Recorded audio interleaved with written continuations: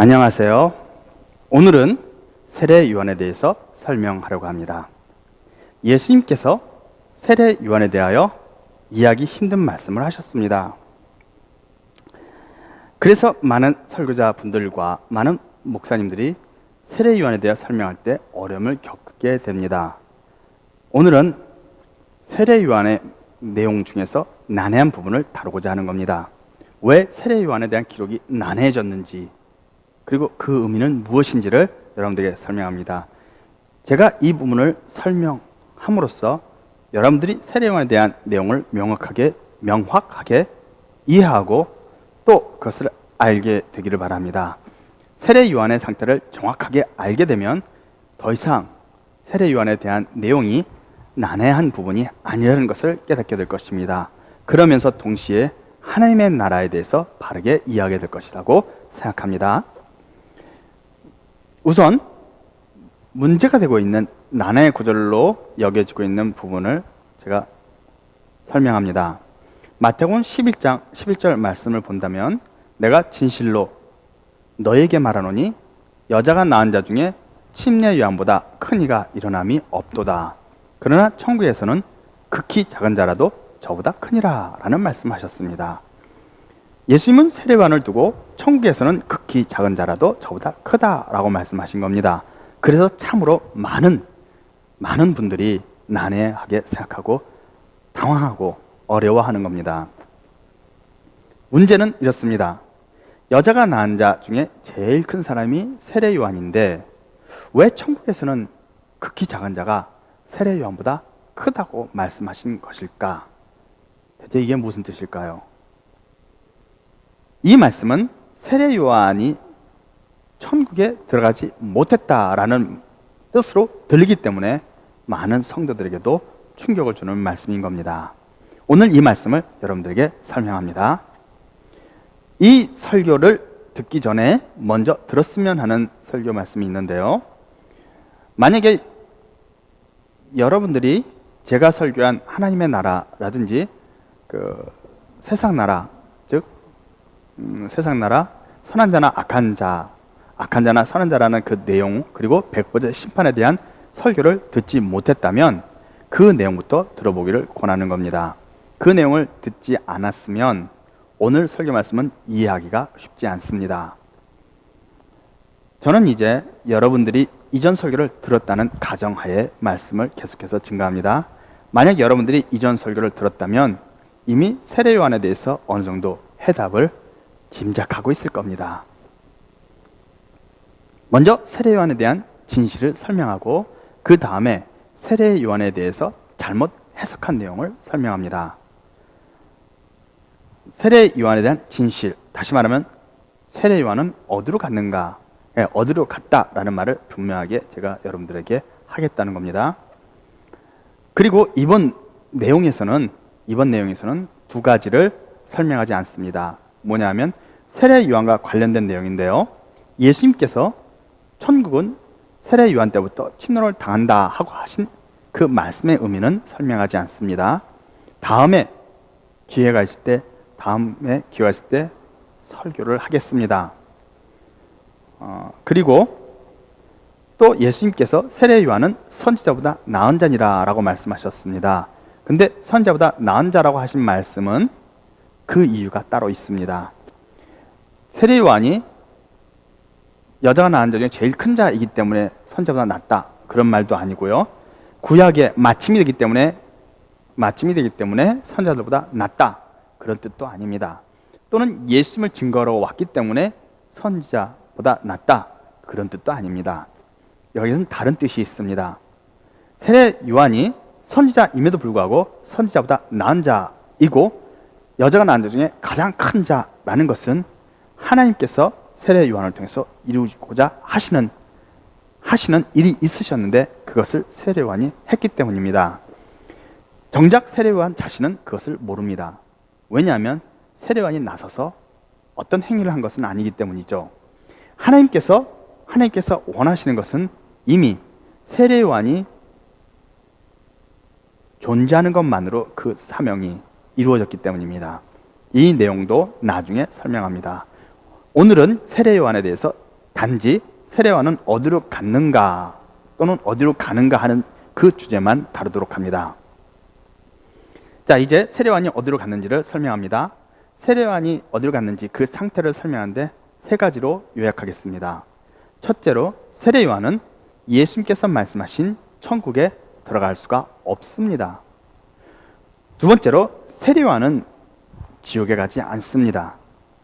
세 번째로, 세례요한은 천국에서 존귀한 자로서 영광을 누리게 됩니다. 이렇게 세 가지가 세례요한에서 요약한 내용이고 이것이 진실입니다. 저는 첫 번째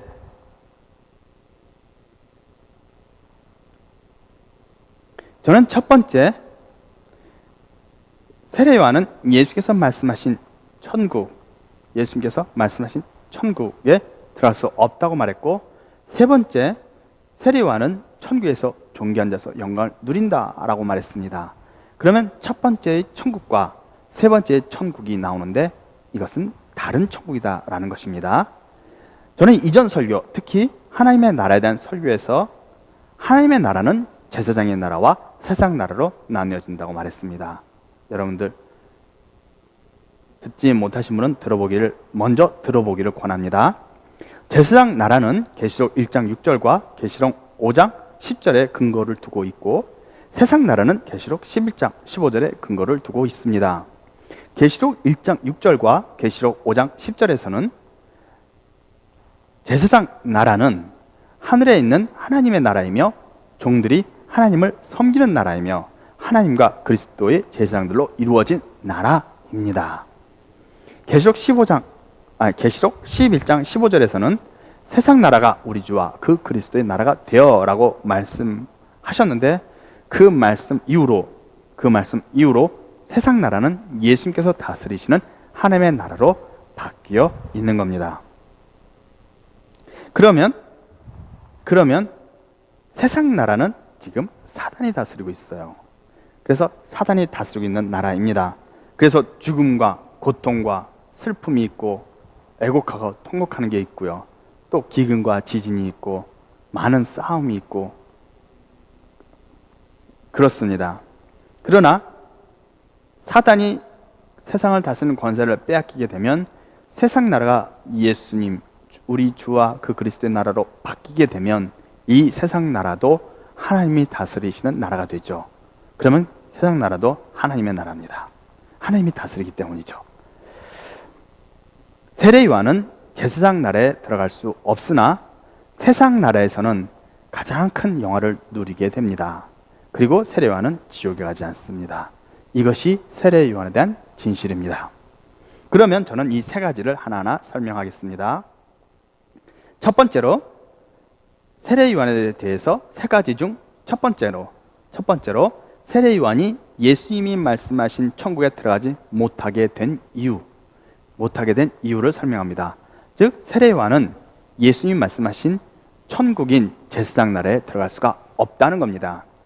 계시록 1장 5절에서 6절 말씀에는 우리를 사랑하사 그의 피로 우리 죄에서 우리를 해방하시고 그 하나님 아버지를 위하여 우리를 나라와 제사장으로 삼으신 그에게라고 기록하고 있습니다. 또 마태복음 1장 21절에서는 아들을 낳으리니 이름을 예수라 하라. 이는 그가 자기 백성을 저희 죄에서 구원할 자이심이라고 기록하고 있습니다.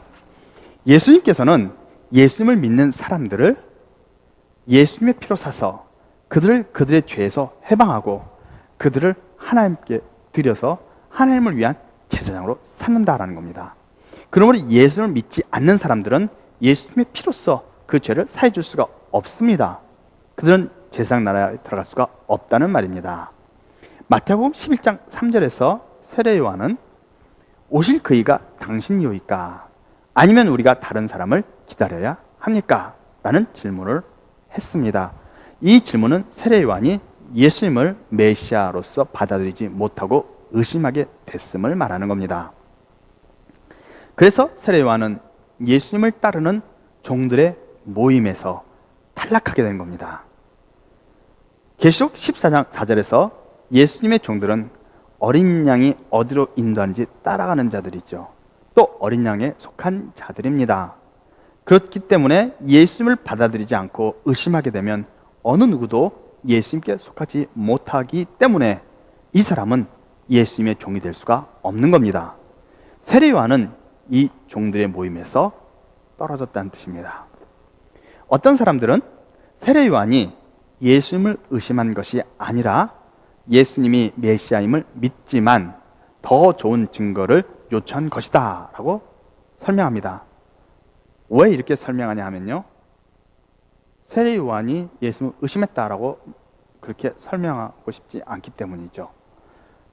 이런 해석은 잘못된 겁니다만은 왜 이들이 잘못 해석했는지 나중에 말씀 이 후반에서 설명하게 됩니다.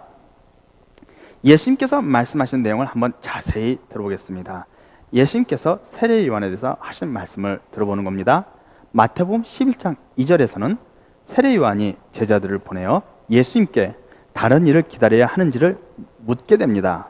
그래서 마태복음 11장 4절에서 예수님께서는 세례 요한의 질문에 대답해 주십니다. 예수님은 세례 요한에 대해서 말을 이어갑니다.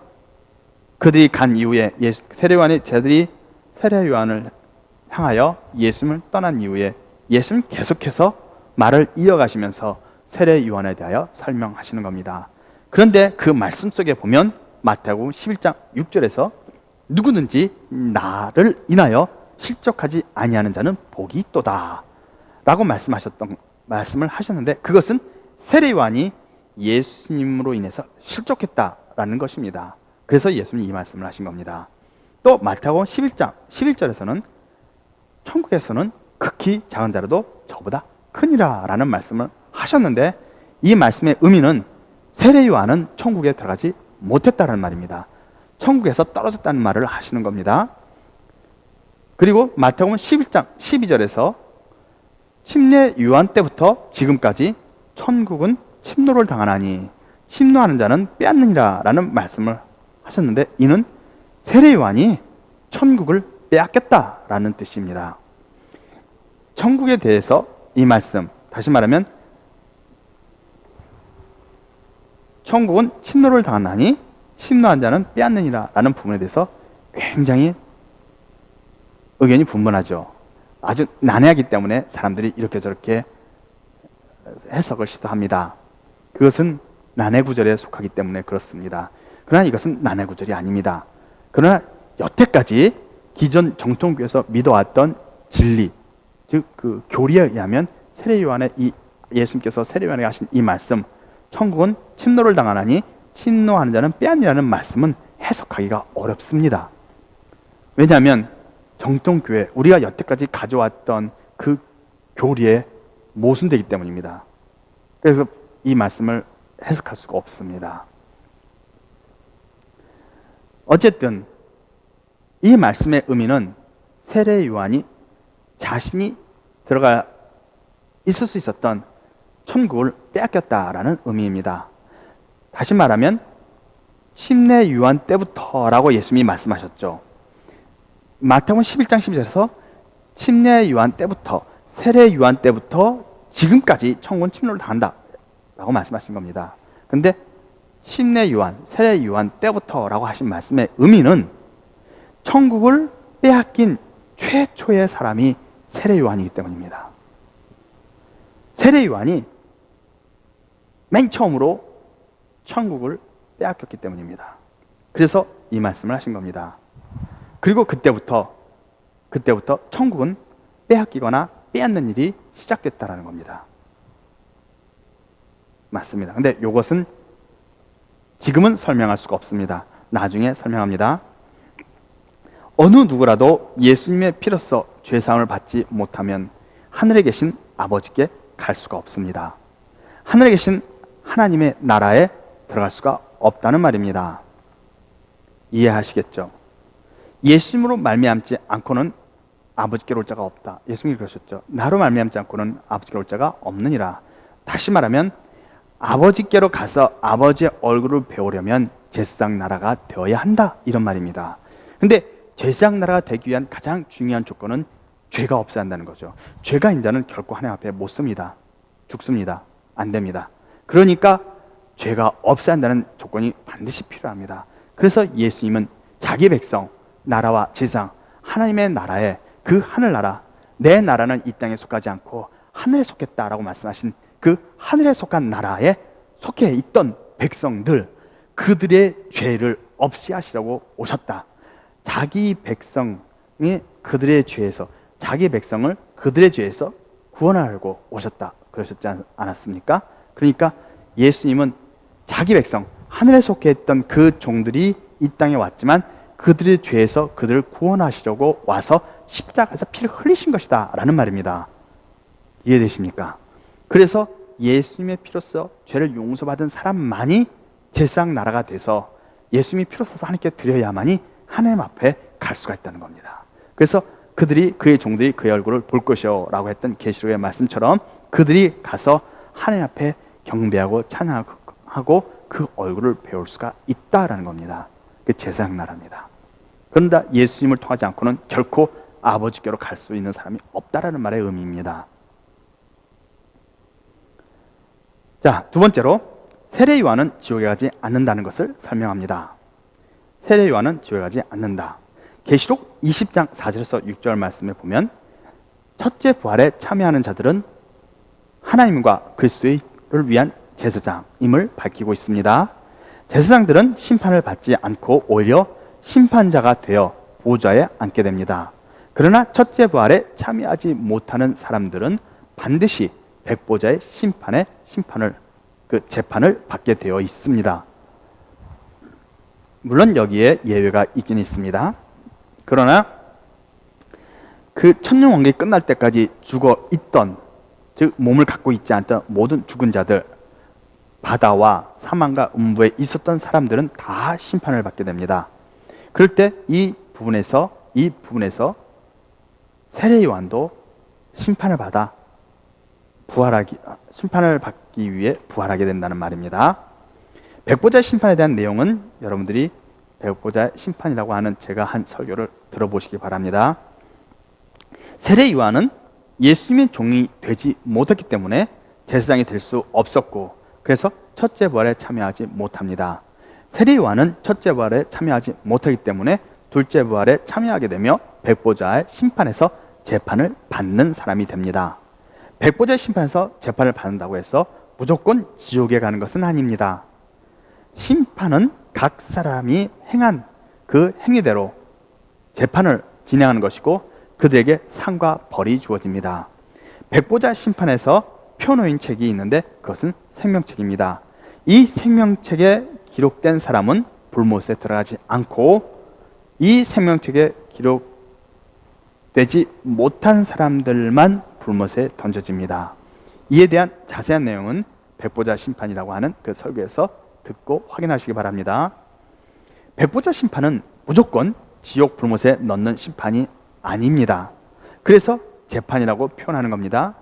또한 재판이라고 말하게 되면 어떤 특정 항목, 특정 죄목에 대해서 법정에서 판단을 하게 되는 것인데, 그러나 백보자의 심판은 어느 특정 항목이 아니라 그 사람이 살아있을 때 행한 모든 행위를 다 대상으로 하나하나 평가를 하는 겁니다.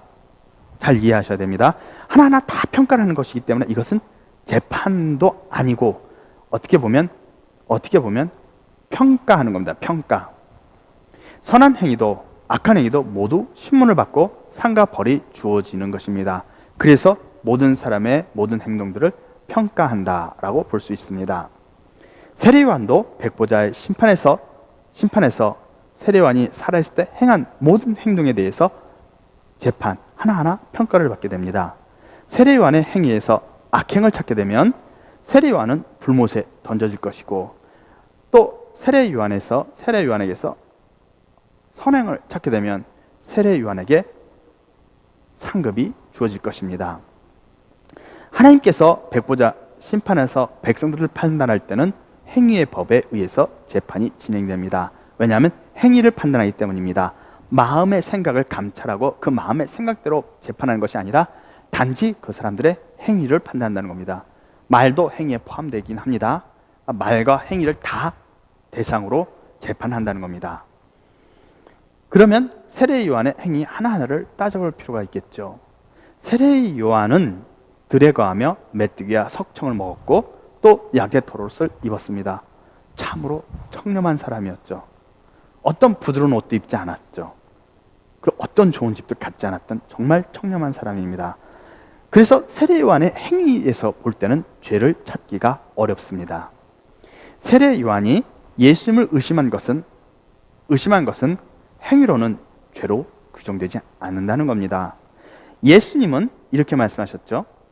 누구든지 말로 인자를 거역한 사람은 이 세상과 내세에서 용서를 받을 수가 있으나 사하심을 얻되 그랬으니까 용서를 받을 수가 있으나 성령을 말로 거역한 자는 이 세상과 내세에서도 용서를 받을 수가 없다. 이런 말씀을 하셨죠. 그러니까 예수님을 거역한 죄는 용서가 가능하다라는 말입니다. 세례 요한이 예수님을 의심한 것은 용서받는 겁니다. 용서받습니다. 다시 말하면 용서받는다는 말의 행위는 백보자 심판에서 거기에 대하여 행위로 판단할 때 죄로서 인정하지 않는다 라는 말입니다.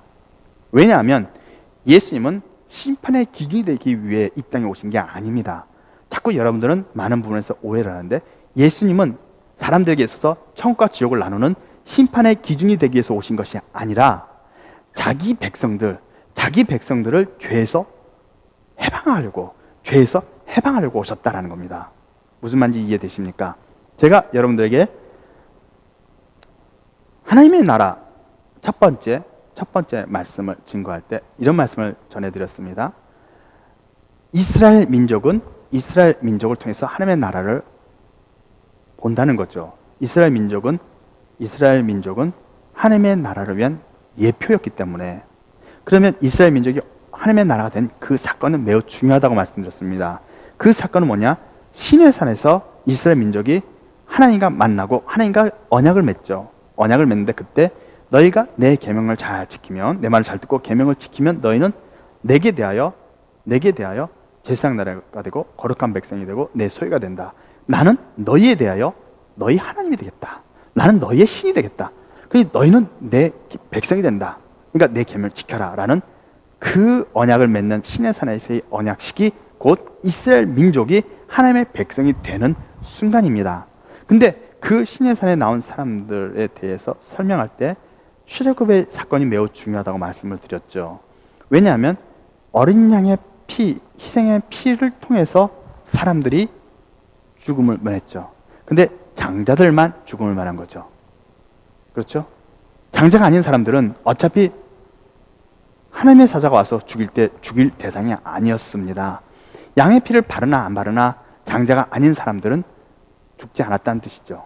그 말은 그들에게 죄가 없다라는 말이 아니라 양의 피, 하나님의 피가 아니죠. 양의 피인 예수님께서 예표니까 예수님의 보혈과 상관이 없다라는 말인 겁니다. 예수님의 피와 상관이 없는 사람들이라는 말입니다. 그리고 장자들은 예수님의 피, 어린 양의 피로서 죽음을 면한 사람들이다, 이런 의미가 되는 거죠. 그때 제가 결론을 내려드리기를 어린 양의 피는 백성들을 위한 것이 아니라 제사장을 세우기 위한 것이다 라고 말씀을 드렸습니다. 들어보시기 바랍니다. 어린 양의 피는 백성들을 살리기 위한 피가 아니라 제사장을 세우기 위한 피였다라는 걸 제가 강조해서 말씀을 드렸습니다. 한번 생각해 보시기 바랍니다. 그렇기 때문에 예수님은 천국과 지옥을 가르는 심판의 기준이 아니라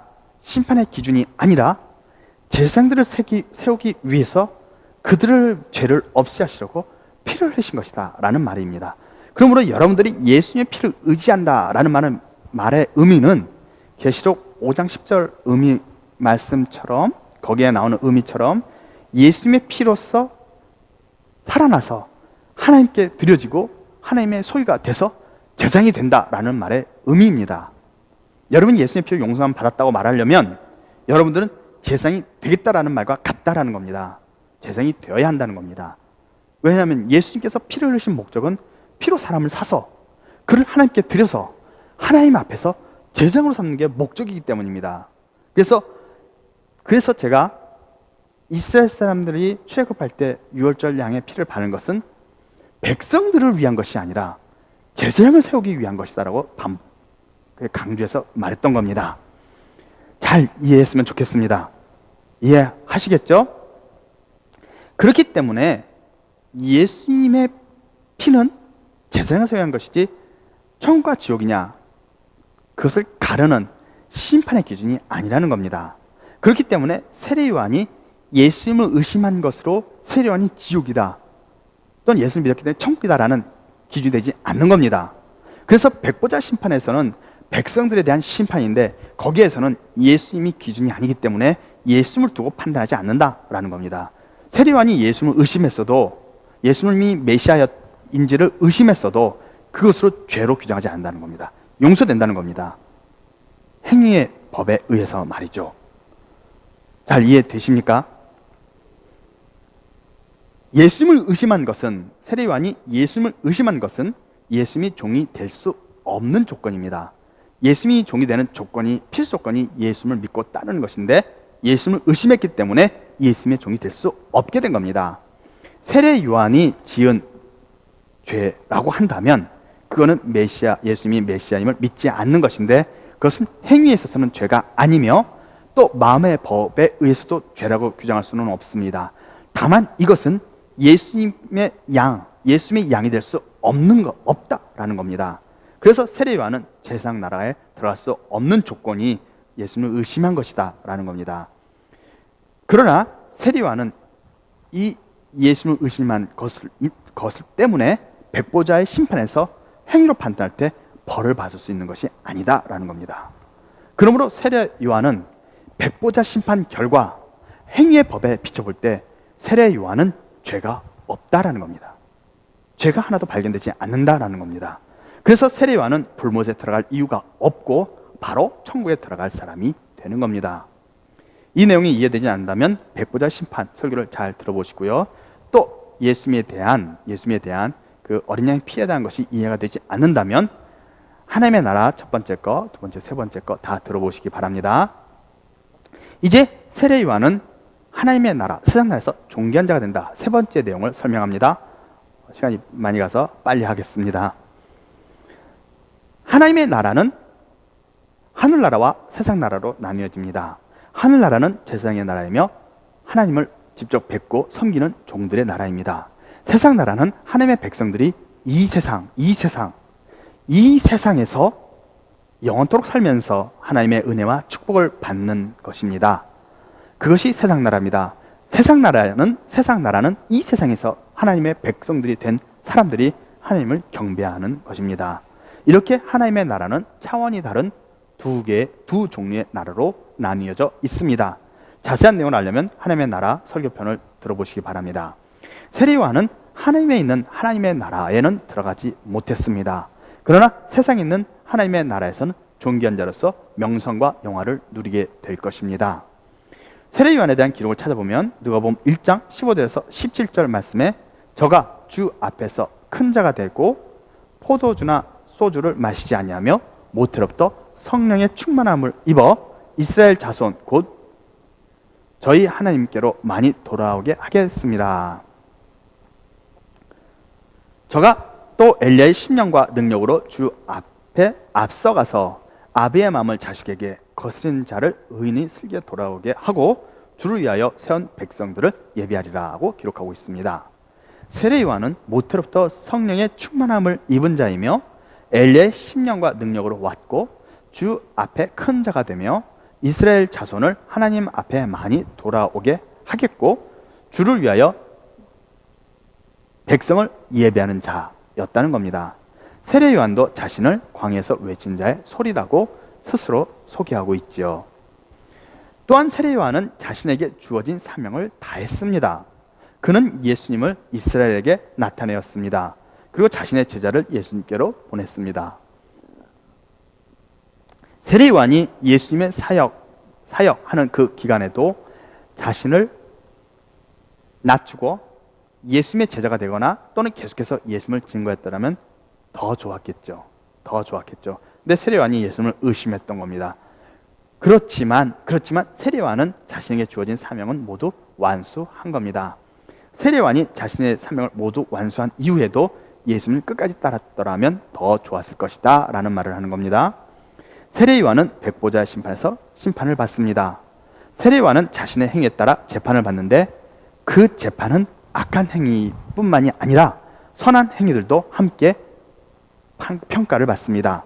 세례요한은 하나님께로부터 보냄을 받은 선지자로서 그 사명을 다했기 때문에 세례요한은 선지자로서의 상을 받습니다. 그 상은 영광스러운 것이며 매우 존귀한 상급입니다. 하나님의 선지자로 부름받고 그 사명을 다한 세례요한은 세상에서 가장 큰 자이며, 가장 큰 자라고 말하긴 뭐하겠지만 매우 큰 자죠. 아주 큰 자이며 세상 내에서 크게 존경받는 사람이 될 것입니다. 시간이 많이 돼서 오늘은 여기까지 하겠습니다. 세례요한은 천국에서 존귀한 자가 됩니다. 만약 여러분들이 천국의 하나님의 나라인 세상 나라에서 하나님의 백성으로 살게 된다면 세례요한을 보게 되겠죠. 세례요한은 선지자로서의 상을 받습니다. 구약에 있는 선지자들이 선지자의 상을 받는 것처럼 상을 받는데 선지자의 상은 그냥 우리가 행위에서 받는 일반 상보다 더 크겠죠. 전 그렇게 생각이 듭니다. 더 크고 영화로울 것입니다. 그러니 여러분들은 세례요한을 존경하고 우러러보게 될 가능성이 매우 큽니다. 여러분이 세상 나라에 포함되지 않는다면 아마 대부분은 세례요한보다는 존귀한 자가 되지 못할 것 같습니다. 이건 제 생각입니다. 오늘은 여기까지 하겠습니다. 다음 시간에 이어서 천국에서 극히 작은 자라도 세례요한보다 크다는 말씀에 대해서 설명하는데 잘못된 해석을 설명하고 왜 잘못됐는지를 여러분들에게 설명하겠습니다. 다음 설교에서 하겠습니다. 오늘은 이만 줄입니다. 세례요한에 대한 오해, 난해하다고 생각한 그 문제가 오늘 설교를 통해서 완벽하게 여러분들에게서 풀려지기를 바랍니다. 이 말씀을 들은 여러분 모두에게 하나님의 은혜가 무한히 내려지기를 우리 주 예수 그리스도의 이름으로 축복합니다.